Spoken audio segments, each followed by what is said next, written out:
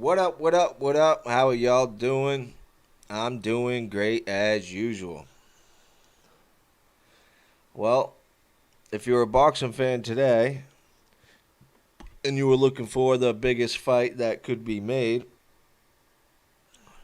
you have a lot of questions now because Tyson Fury spoke at an event with his best friend boxing.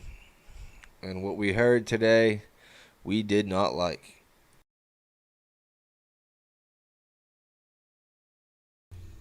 After listening to Tyson Fury, I think most people got more questions than answers. We don't know what the hell is going on with this Anthony Joshua Tyson Fury fight. I just don't know. Last night or the other night, I went live and did a video of why I think the fight hasn't been announced. And the reason I made, or what I started out the video with, was, are they trying to wait and fight at Wembley? You know, the UK, I guess the government over there is trying to open up at the end of May. Joshua and Fury was rumored to be scheduled for June. So I thought that might have been what was going on. Well,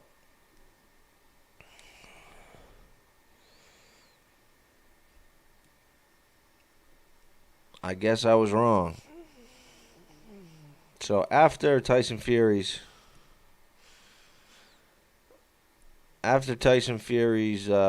interview today,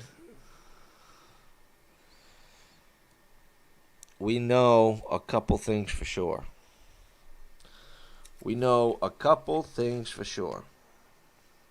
For one, we know Fury will definitely not be fighting in the UK. He made that very clear. And for whatever reason that is, some people say it's his past mess ups. I think it has to do with money. Top Rank is paying him too much money, and they feel that they can't make their money back in the UK. So he's got to fight in Vegas, and he's got to fight big names in Vegas. And we also know that these top heavyweights, Joshua, Wilder, Fury, all the top guys, Dillian White, Povetkin, Andy Ruiz, we know that these guys are not scared to fight each other. I was surfing YouTube as I normally do, and by the time I got home from work today, there was already 20 different videos, 20 different opinions, and of course, I watch all of them. I follow a lot of channels, especially about boxing, because that's what I love. And it seems like everybody had the obvious bits and pieces of information and different ideas of why the fight hasn't been signed yet. And a lot of the ideas I agree with. And there's a lot of ideas that are just flat out ridiculous. So, my little notepad here that I keep right next to my desk, keep all my notes. Oh, you see that? All my notes. I got so many notes. The backs. I mean, just, different ideas or topics or points that I want to make in a video. So that's why sometimes you'll see me looking down.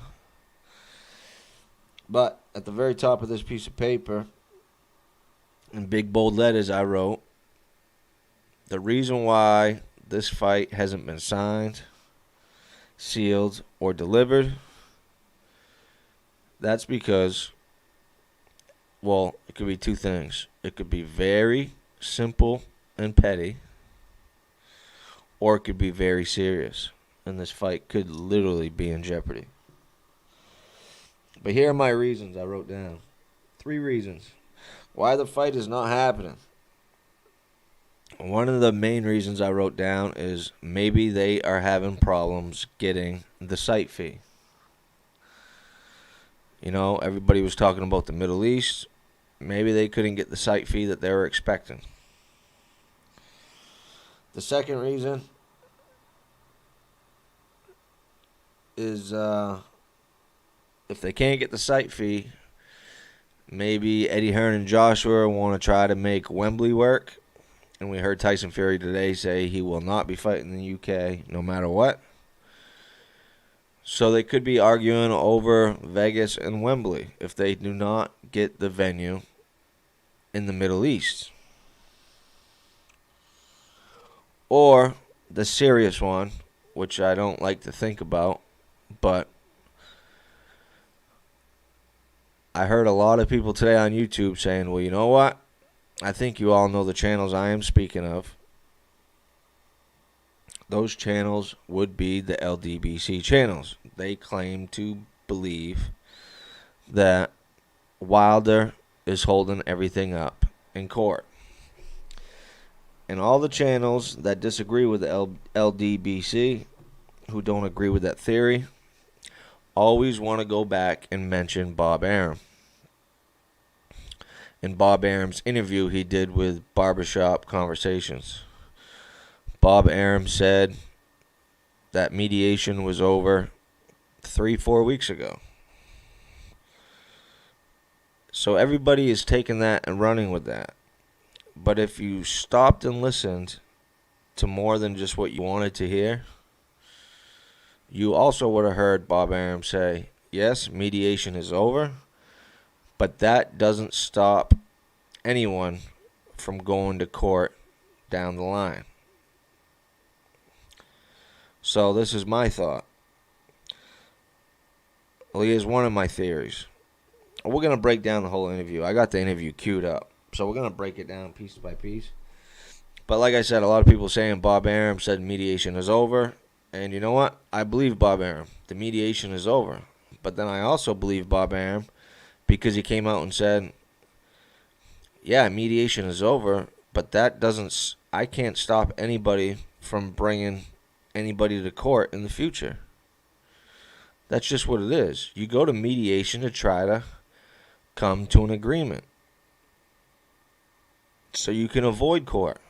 Now, if one side is not happy with the outcome of that mediation, or the two parties can't come together, 9 times out of 10, what happens? The party who's not happy ends up going to court. But I have a reason why I do not think that that is the case in this situation.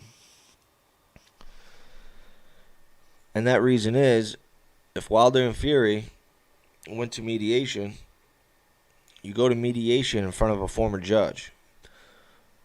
The mediation was over a contract of, did the third fight expire? Does Tyson Fury have to honor his contract? So they go to mediation. Now, you don't go to mediation with Joe Blow down the street. It just doesn't work like that. According to Bob Arum, it was a former judge, blah, blah, blah. If you're a judge, you know the law like the back of your hand. So this is what happened in my eyes as far as court. I think the judge during mediation looked at the contracts and went to Wilder and went to Fury and said, you know what?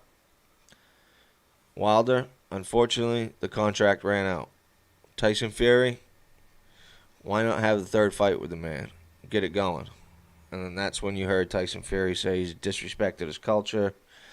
And he said some things that I guess is racist to the traveling community. I don't know too much about the traveling community, so I can't speak on that. But whatever Wilder said was very offensive. And then, of course, Tyson Fury was fed up with this whole Glovegate thing and all the excuses. So when the mediator went to Wilder and said, you know what? You don't have a leg to stand on in court. I'm sorry, but maybe Tyson will give you a third fight. And after all the rubbish that went on, Tyson Fury said no. So that's it. According to Bob Arum, according to MTK, according to Frank Warren, they all said, yep, mediation is over with. The contract has expired. Well, it doesn't stop Wilder from going to real court. Just because you go to mediation and the mediator doesn't agree with one side or the other, you can still go to court. But I think John Lee Jua, I don't know how to pronounce your name, brother, but John, what's good, brother? What's good with you, man? I'm glad you stopped in. Make sure you smash that like button, brother. What's going on? I don't know if you've seen Tyson Fury's interview today, but we got some wild stuff to break down. Some wild stuff. Is this fight going to happen? The AJ Fury fight, is it going to happen? I do not know, my friend. I do not know. But I'm just going over the reasons why this fight could be in jeopardy. And one of the major reasons, or the more serious reasons I'm stating, is that Wilder, after mediation, could say, you know what, I'm still going to court. Screw it. But I don't think that's the case. Because if Wilder does that, Fury can turn around and say, all right, Wilder, you want to bring me to court? I'm going to sue you for defamation of character.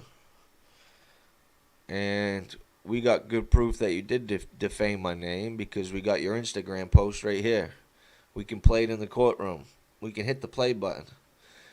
So if you want to bring me to court and drag this out, okay, I'll countersue with defamation of character.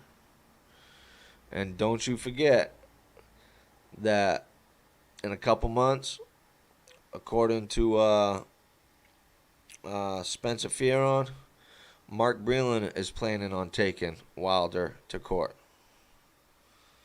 So that'll be 2 lawsuits that Wilder would have. So I don't think Wilder wants to go down the whole court route. Another reason why I don't think that, another reason why I think this fight hasn't been signed yet is maybe, just maybe, with the pandemic and not being able to have fans in the building, maybe, just maybe, they were planning on $100 million site fee from the Middle East. And maybe they just said, no, we just had a we just had an Anthony Joshua Ruiz fight. You know, a couple fights back. Maybe they don't want another big event so soon. I don't know. But another thing that people are failing to mention with the Middle East, what about this? You know, when Fury and Wilder fought for the second time, who was Frank Warren sitting next to? He was sitting next to one of the princes from the Middle East. And please forgive me, I do not know the politics. I don't know the princes. I don't know the hierarchy structure that they got going on over there. But I know there's more than one prince in different territories and different countries out there. But Frank Warren was sitting next to a so-called billionaire prince during the Fury Wilder 2 fight. And we know Eddie Hearn has his own connections with the royal family out there. Now, what a lot of people are not mentioning, maybe, just maybe, the contracts are agreed to, the money, the stipulations, blah, blah, blah. We're just waiting on the date and the venue. Now, what if Frank Warren has a fistful of money from one prince in one country, and Eddie Hearn has a fistful of money in one country, in one prince, and maybe there's a bidding war going on? Because we've heard all 3 promoters involved with this fight. Frank Warren, Eddie Hearn, Bob Arum. This fight will go to where the most money is. So what if Frank's got his own prince and royalty? What if Eddie Hearn got his own prince and royalty? And what if they're arguing over where this fight is going to be staged? Because a promoter's dream is to be able to make fights in the Middle East consistently, get some of that money, that big money. So obviously Frank and Eddie are in a position to try to please their partners out in the Middle East. That could be another reason.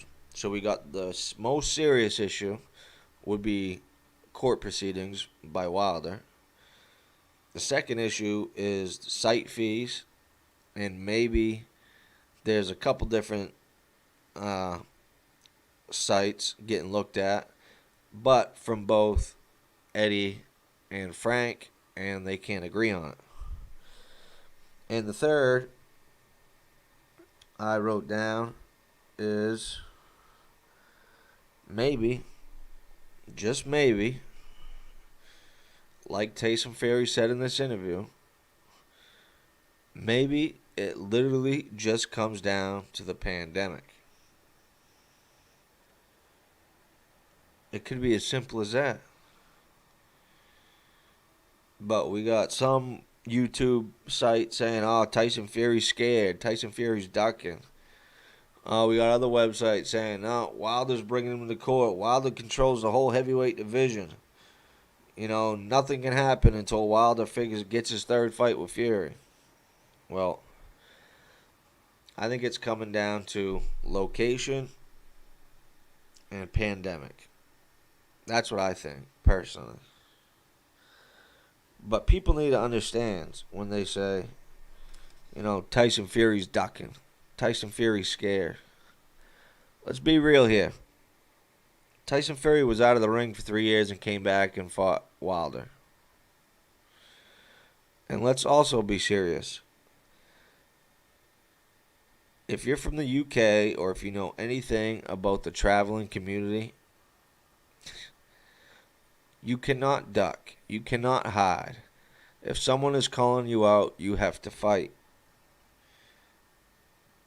They are one of the cultures with the most pride when it comes to fighting. You can't just avoid a fight in the travelers community. You can't do it. It's not allowed. It's not allowed. So can we please stop everybody out there with this? You know, he's ducking. He's scared. No, it all comes down to business. All right. So those are a couple things that we do know. One, Fury's not fighting in the UK. Two, that Fury's not scared and Joshua's not scared. Or any top heavyweights for that matter are not scared. So let's throw that out the window. 99.9% of the time these fights do not happen. It's not because the fighters are scared. They grew up fighting their whole life. That's another narrative I hate in boxing. Oh, he's ducking. He's scared. No, it's business. It's the guys behind the scene. That's all it is. So, in this interview, Fury said, well, let me just, I don't know if John's still in the room or not, but let me just play it real quick. Give myself a little reminder. I gotta mute. He did, like, he's paid his dues now. He's done his apprenticeship. I think it's this is 24th fight. Featherweight, 27 years old. He'd be ready for a world title fight anytime. I know you said there's nothing to report, but we've done interviews with Bob Arum. He says that it's close. Eddie Hearn says they're ready to sign. Joshua's had his little bit on Twitter and stuff like that, saying that he's in it for the long run. You're a showman. He's going to close the show and stuff like that. So the way if we can take Bob Arum and obviously Eddie Hearn and what Joshua's saying, we're getting our hopes up, if you know what I mean. But on your side, Tyson Fury's side, you said there's nothing to report. Well,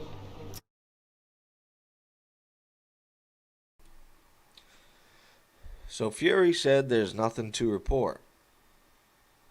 Now, just like the interviewer asked Tyson, you got Bob Arum, you got Eddie Hearn, you got Anthony Joshua, you got Frank Warren. Everybody seems to be, this fight is pretty much there. Now,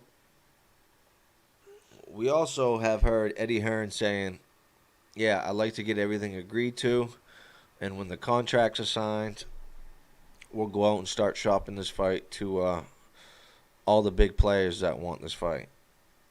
You know, he had a bunch of places: the Middle East, Macau, Vegas, UK, blah, blah, blah, so on and so on. Whoever wants to fight. Well, maybe, just maybe, Tyson Fury and his management, MTK Global, said, what are you guys, fucking stupid? We're not going to sign a contract until the venue is set, until the date is set. Now, we can also be fair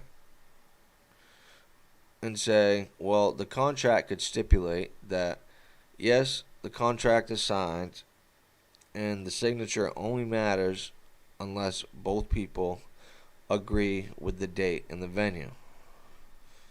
So we can be fair there, but maybe it's just they want every detail sorted before signatures go on a piece of paper. And in this video, you also will hear Tyson Fury saying, this fight will not happen until I have a large sum of money in my pocket. So maybe they're having trouble getting money in escrow. I do not know exactly what's going on here. Seems like Tyson Fury's aggravated. We all know his personality. You know, he's happy one minute, he's sad the next, he's pissed off the next, he's normal the next. Every minute this guy changes personalities. So it's tough to analyze a situation going off Tyson Fury. Because at the end of the day, he could be laughing on the inside and saying these guys are all morons. I'm going to stir up some crap today. That could be typical Tyson Fury. We see Billy Joe Saunders doing that with Canelo right now. Saying he's out of shape, he's got the flu. You know, messing with the scales at his workout house. Billy Joe's been in training camp for almost a month now. and Billy Joe's telling everybody he's behind schedule, he's fat, he's out of shape. So it could just be mind games, but let's let it go on and see what he says, because I don't want to miss anything.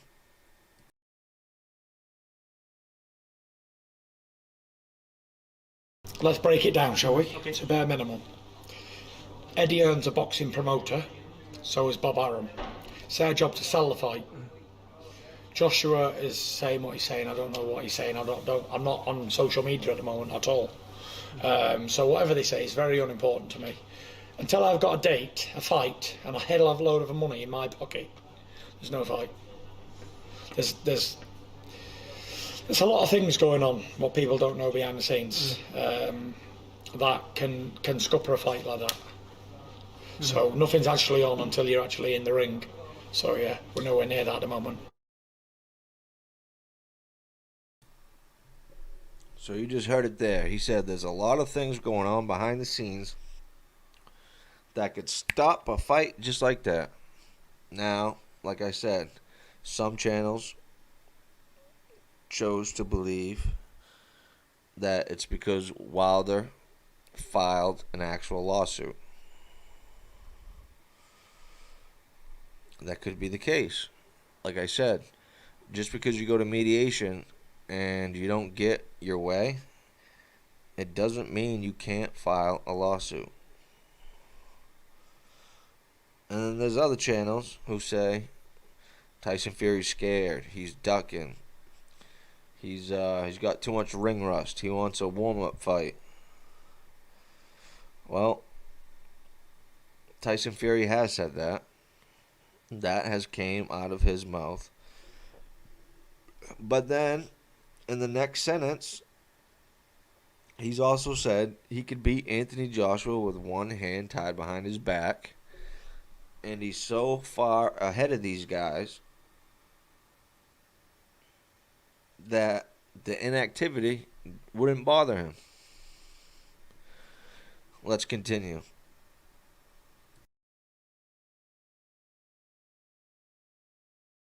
Can you understand why, like, us as fans, like, we're desperate for this fight? Because it's like two British heavyweight champions, undisputed fight. Do you know what I mean?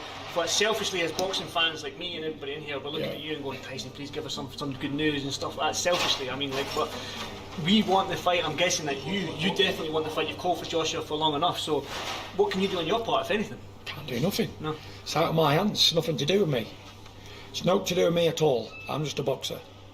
There's a lot of things behind the scenes going on, like I say, that can alter a fight.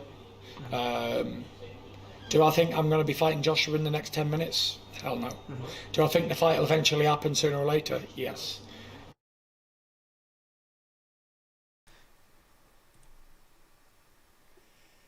Now,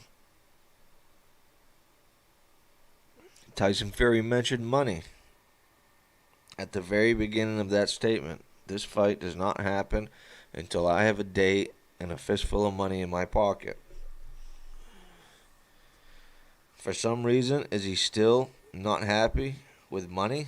Even though the report said that, a while ago, him and Fury agreed to a 50-50 split, with the winner taking 60-40 in the rematch.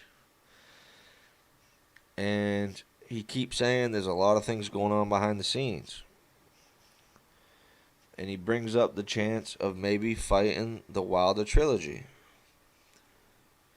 Now, I take that as negotiation leverage. Because quite frankly, Fury only has 2 opponents that he can fight that Top Rank will allow him to fight. One is Wilder and one is AJ. Now, I think Fury is using Wilder kind of as a negotiation ploy. Hey, AJ and Eddie, if you guys don't get your act together, and if you guys don't meet my demands, I'll just go fight my trilogy with Wilder. No problem. No biggie to me. I've already beat him twice. I'll smash him again. That could be it. But it seems in this interview that Tyson Fury is just having a bad day, and he's trying to get what he wants. Let's continue. It has to happen. But do I think it's imminent? Right next minute? No, I don't. Listen, we've seen Mayweather and Pacquiao. How long did that go on for? I know, but that sort of died a death. That fight was sort of like a wet fish. Do you know what I mean? Yeah. But then when it finally did happen, it was the most pay-per-view fight in history. Even though it was a wet fish, he still did just under 5 million buys. So suggest it's just the biggest fight ever in history. Yeah. So yeah, when it finally does happen, then I'm sure that we'll all get to see it. But I'm not going to hold my breath for it. That's for sure. I'm not putting all my eggs in one basket, because I've been guilty of doing that before, and then these fights don't happen, and then I end up in a massive depression and feel like killing myself. So I'm not gunning to say, oh, this fight's definitely happening in May, June, August, whenever. If it happens, great. If it doesn't, I can't do anything about it. See, that's probably the best way for you to look at it. Obviously, yeah. Do you know what I mean?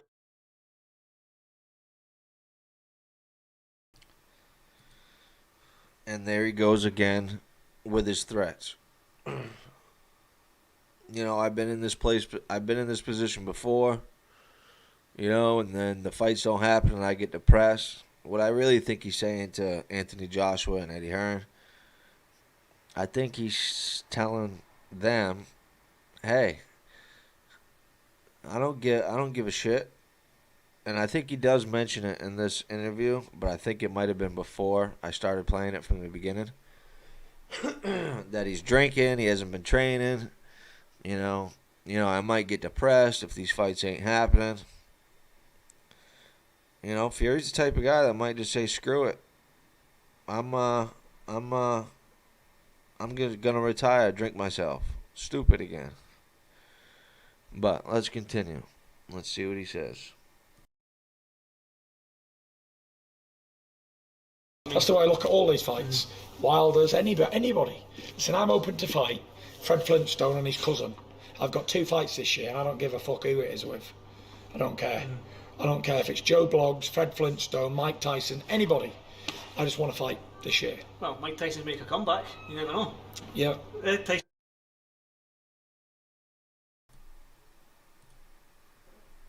Fury says, I have 2 fights. Top Rank has to give me 2 fights this year, and I don't give a F who it is with. Now, yes, Top Rank does have to give him 2 fights this year, and we also know that those are the last 2 fights that Top Rank get without renegotiating a new contract. Now, for anybody out there who sees this video, ask yourself,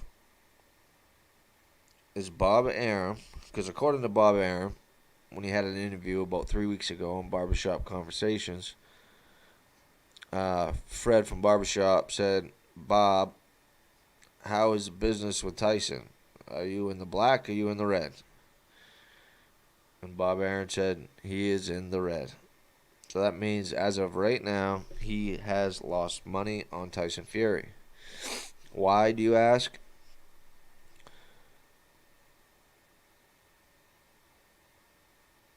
John, you are correct, my friends.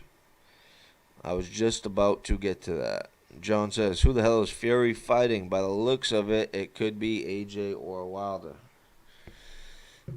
Now, if you, percentage-wise, I would say 80% Anthony Joshua. This is just Tyson Fury being Tyson Fury. 20% Wilder. Because like I was just about to say, Top Rank has 2 fights left to Tyson Fury. But not only that, they have a time limit on those 2 fights. Those fights have to be completed by the end of this year, or that contract is null and void. So, with Bob Arum being in the red with Tyson Fury, do you think Bob Arum is going to let Tyson Fury fight another Tom Schwartz in Las Vegas and lose even more money? It's not going to happen. So, if you're a boxing fan, a real fan, we all want to see Fury versus AJ. We all want to see it. We all know what happened when Wilder and Fury fought. Yes, the first fight was a draw, but like myself and 98% of the boxing public, everybody thought Tyson Fury won on points. So we pretty much outboxed him the first fight. And then in the second fight, he just slapped him around the ring. So I don't really want to see that fight again. I'll take it if I have to. Just because there's a backstory there. There's a lot of drama with all the Wilder excuses and accusing Fury of cheating. But we want to see the AJ fight. So Fury will be fighting either Wilder or AJ. And I think it's going to be AJ. I don't think Wilder's gone to court, because if Wilder does that, I think it's going to open up a can of worms.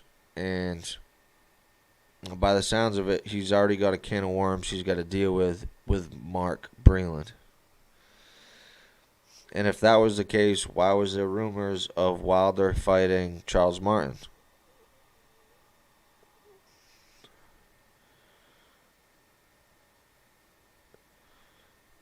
Why is there rumors of Wilder fighting Andy Ruiz if he's in court trying to win that third fight from Tyson Fury? So I don't think Wilder's in court. I think that's just his fanboy channels spreading those lies pretty much. They're not thinking about the whole situation. They're just looking at it from where they want to look at it from. John also says, I think Fury will fight AJ at max capacity stadium. Retire, comes out of retirement for the third fight with Wilder. That's not far-fetched, man. That is not far-fetched. But where do you think that max capacity stadium would be?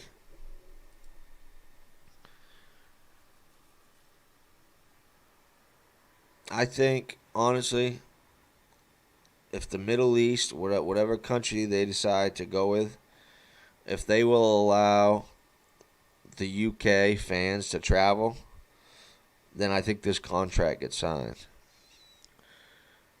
So I think the AJ and Fury fight happens next, and it's in one or two locations: Las Vegas or the Middle East. Now everybody has said that this fight will go where the most money can get generated from. That, unfortunately, for UK fans and American fans, that is the Middle East. I'm with you. That's my top scenario, John.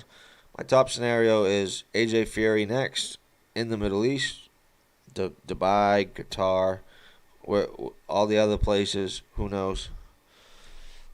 But I think they also need to promise Fury and AJ that fans will be in attendance and the travel ban will be lifted from the UK. Now, we also have Las Vegas opening up at the end of May. Supposedly, it's going to be back to normal as usual. I don't know. It's doubtful.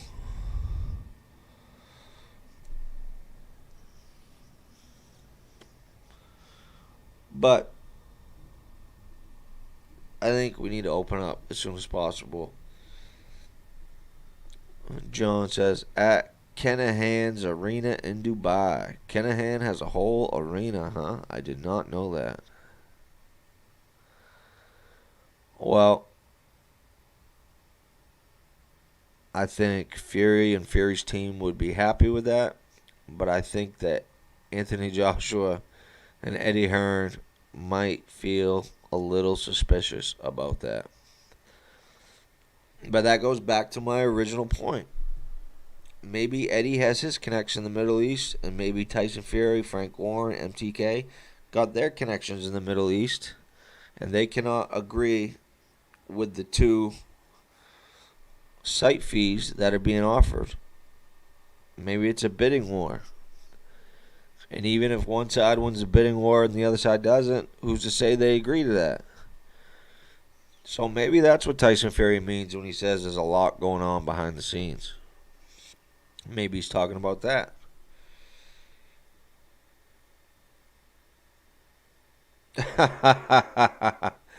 You asshole, John. I just made that up, but it sounds credible. Well, he lives out there, I guess. I think that's what's going on. He does live out there, so I'm assuming he's got connections out there. And according to all the news, apparently he would have enough money in his own pocket to build a stadium with all of his extracurricular activities that they say is going on. But yeah, man, I woke up this morning, I flipped on YouTube, I saw Tyson Fury's big fat face on the screen. I was like, yes, we're going to get some news. The fight's going to get announced. We get more information. And of course, you catch him when he's having a bad day. He looks miserable, and he looks like he could care less to be talking to anybody. So that's tough. That's tough. Let me continue it. Maybe it'll spring up something that I don't that I remember, and that I don't remember and have in my notes here. Tyson v Tyson. Yeah, definitely be a big one. Definitely. Definitely. You mentioned Wilder there. I mean, obviously, after you beat him in Vegas, he came up with numerous excuses and stuff like that. And some might say he's threw Breland under the bus. Do you feel like he's done that with his comments against? I don't know. I'm not interested. Anything they got to say, none of my business. I'm sure him and his relationship with his boxing trainer is up to him, and none of my concern. But Wilder, don't write Wilder off out the occasion either. He could be fighting me next. Who knows? I could have a third trilogy with Wilder yet. Like I say, a lot of stuff going on behind the scenes. Yeah. There's a lot of stuff going on behind the scenes, and Wilder might be next. Who knows? We'll see. We'll see. Would you bring these fights to the UK? No.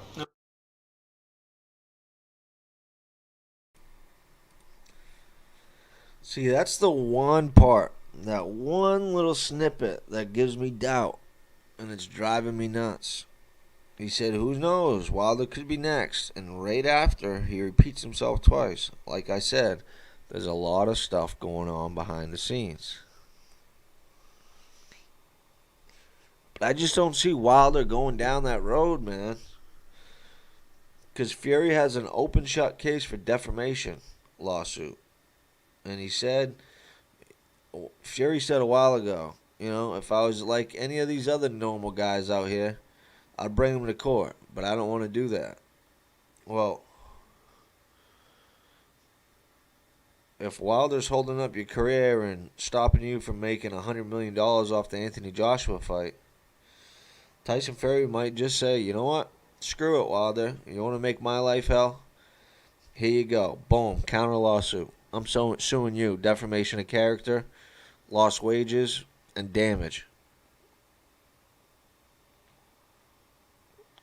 So it's a slippery slope if Wilder's really going to go down that route. Because like I said, he will be in court with Mark Breland. That is damn near 100%. And, I've never been in a big-time lawsuit, but everything I hear about them is they're not cheap. They get expensive. Especially when you're talking about millionaires. So it's just a frustrating part of the heavyweight scene, the boxing scene in general. Because a lot of other fights, like I said the other night, is waiting on the shoe to drop. Canelo was the first one, May 8th. Now everybody's waiting to see what the date is on Fury and Joshua's fight. So then the rest of the season can kind of go around those two dates. So let me just look over my notes real quick, see if there's anything I forgot. I wish more people would have jumped in so we could shoot the shit and bounce ideas off each other, but it's 9:15 on a weekday on the East Coast. People still got to work. People still have to work.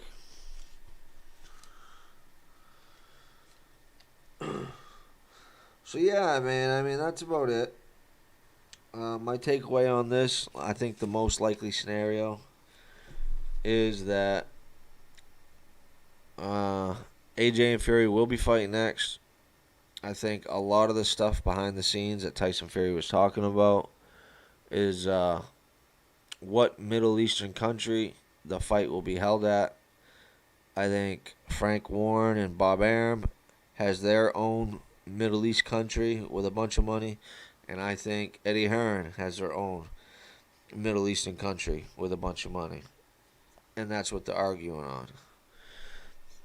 And obviously that entails opening up travel restrictions. And I'm hoping it could be as simple as there's still the pandemic going on in parts of the world.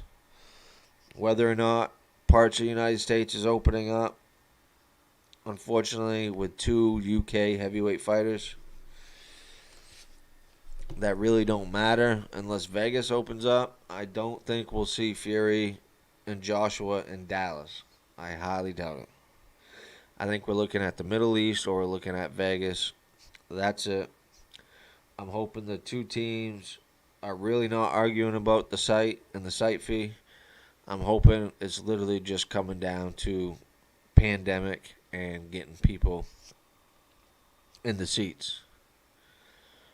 And also, like I said, I do not think Wilder and Fury are in court. I don't think Wilder wants to go down that road. So yeah, that's my thoughts on the Tyson Fury. One more thing too. Eddie Hearn is in the United States right now. He just did his press conference today with Chocolatito and Estrada. How come I haven't seen a response video from Eddie Hearn about Tyson Fury's video today? I'm assuming that right after this interview was posted, Coogan Cassius of IFL TV called Eddie Hearn and let him know what was said. And also let me mention, the clips that I showed you from Tyson Fury's interview today is from IFL TV. If you're not a subscriber of theirs, make sure you go and do that. So yeah, that's my thoughts. Waiting to hear a response from any of the promoters. Waiting to hear a response from Anthony Joshua. And maybe the next response we hear from anybody will make this situation a lot clearer. Because unfortunately, we do not hear from Deontay Wilder. He says one thing and then goes missing in action for another 8 months. So before I sign off, I want to give a shout out to a few people. Obviously, the Boxing Voice, Ness, Doomy, Mario, Francis, the whole Boxing Voice family. I'm riding with y'all. Hopefully I'll catch up with you on there soon. I want to give a shout out to, of course, my main man, the big homie, Real Talk Boxing. For some reason, if you guys are not subscribed to any of those channels, you're missing out. A lot of boxing info and a lot of good dudes, man. And before I sign off, I want to give you one bandwagon fight to go check out.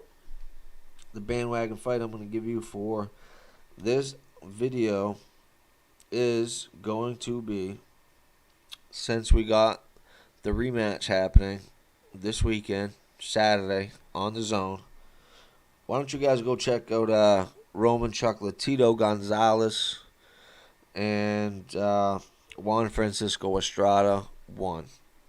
That fight happened about 8-9 years ago, and it was a classic. It's unfortunately we had to wait 9 years for the rematch, but this is going to be another classic, I'm hoping. Two small guys that really know how to fight, non-stop action, and just because they're small doesn't mean they can't knock someone out. So check that out. And also, on the Zone, they just released it last night.